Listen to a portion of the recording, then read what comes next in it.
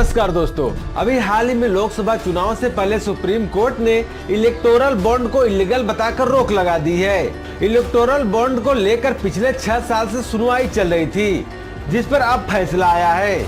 Court ने अपने फैसले में कहा कि वोटर्स को जानने का हक है कि फंडिंग कहां से आ रही है और कहां जा रही है। फैसला सुनाते हुए CJI चंद्रचूड़ ने कहा कि इलेक्टोरल बॉन्ड सूचना के अधिकार का उल्लंघन है। सुप्रीम कोर्ट के आदेश के बाद स्टेट बैंक ऑफ इंडिया ने चुनाव आयोग को इलेक्टोरल बॉन्ड से जुड़ी जानकारी उपलब्ध करा दी है। किस पार्टी को कितना चंदा मिला, इसके बारे में आगे वीडियो में बात करेंगे। इससे पहले चलिए जानते हैं इलेक्टोरल बॉन्ड या चुनावी बॉन्ड क्या होते हैं और इसकी शुरुआत कब हुई, कौन खरीद सकता है इलेक्टोरल बॉन्ड और इसको लेकर क्या विवाद है। दोस्तों आइए समझते हैं इन सब के बारे में आज के इस वीडियो में। दोस्तों, भारतीय स्टेट बैंक ने सुप्रीम कोर्ट को बताया कि 1 अप्रैल 2019 से इस साल 15 फरवरी के बीच कुल 22,217 चुनावी बॉन्ड खरीदे गए हैं। वहीं पॉलिटिकल पार्टी ने 22,030 बॉन्ड को कैश भी कराया है।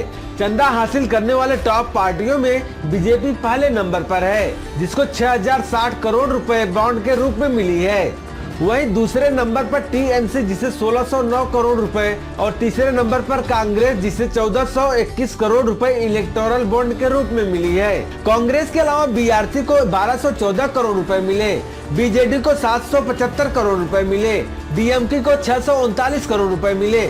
इलेक्टोरल बॉन्ड या चुनावी बॉन्ड क्या होता है? दोस्तों, भारत सरकार ने इलेक्टोरल बॉन्ड योजना की घोषणा 2017 में की थी। इस योजना को सरकार ने 29 जनवरी 2018 को लागू किया था। अगर हम आसान भाषा में इसे समझे तो इलेक्टोरल बॉन्ड मतलब पॉलिटिकल पार्टी को चंदा देने का एक वित्तीय जरिया है।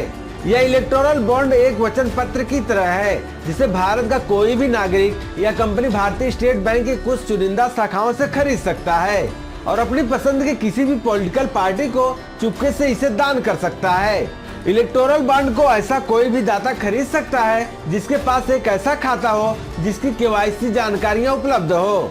दोस्तों, इलेक्टोरल बॉन्ड जब खरीदते हैं तो उसमें खरीदने वाले का नाम पता कुछ भी नहीं होता है।